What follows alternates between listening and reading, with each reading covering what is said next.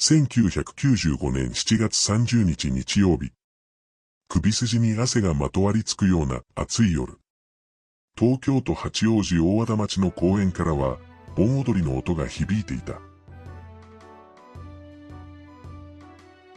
様々な色の浴衣姿の人が行き交い、踊りの輪が広がっていく。そんな、どこの町にでもあるようなありふれた平穏な風景の間近で、事件が発生した。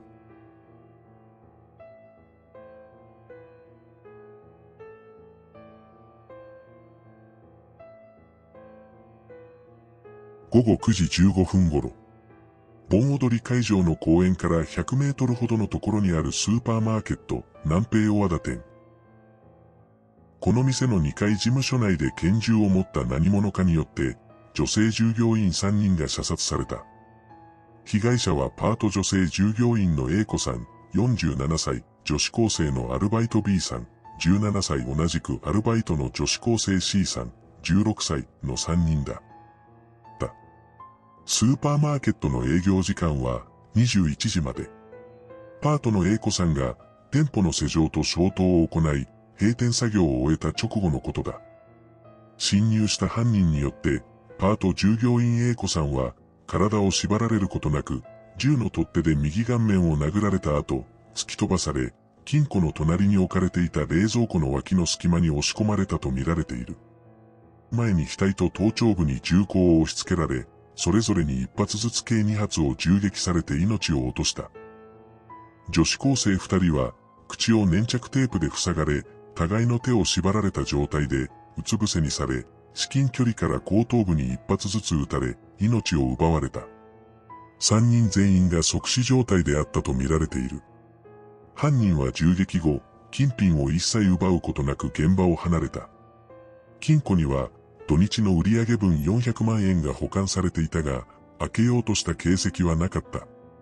また、犯人はその他の現金や貴金属、被害者の所持品にも手をつけておらず、事務所内を物色した痕跡すらないことから、犯行が金銭目的でなかった可能性も示唆されている。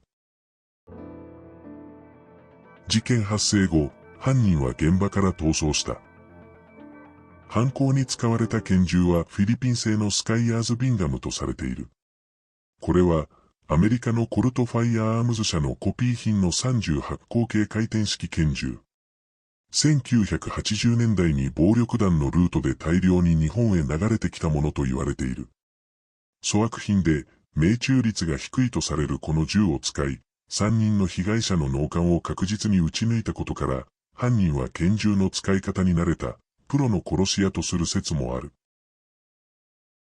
その後の調査で、拳銃の洗浄跡が1988年に石川県で発生した金沢市資産家金融業夫婦殺人事件で使用されたものと酷似していることが判明した。当時、スカイヤーズ・ビンカムは拳銃業界ではマイナーなものだった。スーパー南平事件の捜査本部は、スカイヤーズ・ビンカムを売りさばいたという国内のブローカーを突き止め、事情聴取を行った。ブローカーの男は石川県で暮らしたこともあったが、取り調べには黙秘を続け、そのまま病死した。事件から23年が経過した2018年7月、警視庁は新たにスーパー南平で閉店間際に買い物をしたカップルに関する情報を公開した。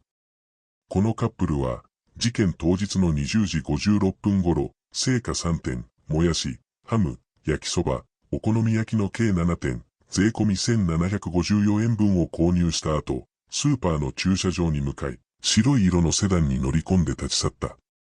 二人の身元は依然として不明であり、警視庁はこのカップルが犯人を目撃している可能性があるとして、その行方を追い、特徴をホームページで公開し情報提供を呼びかけている。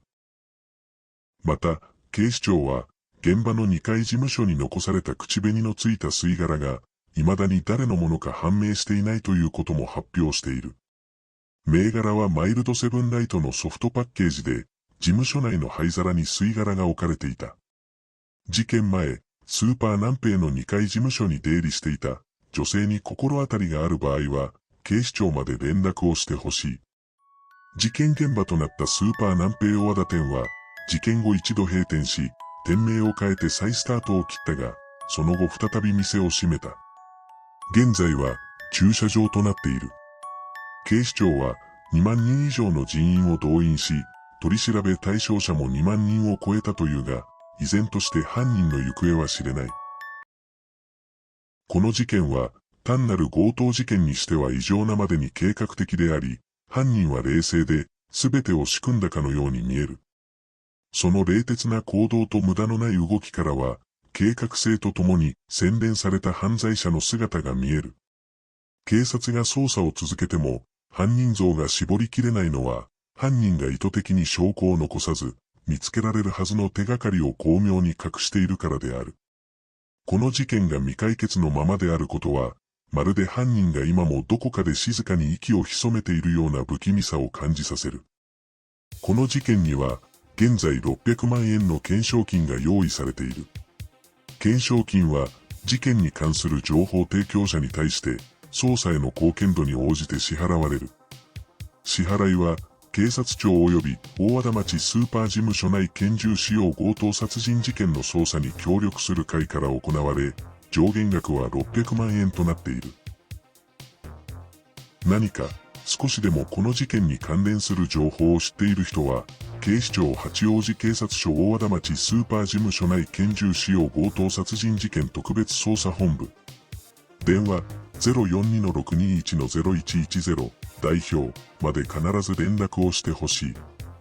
あなたからの一報が事件解決の一助となるかもしれない。では、ご視聴ありがとうございました。チャンネル登録といいねボタンを押していただけると番組制作の励みとなります。では、引き続きよろしくお願いします。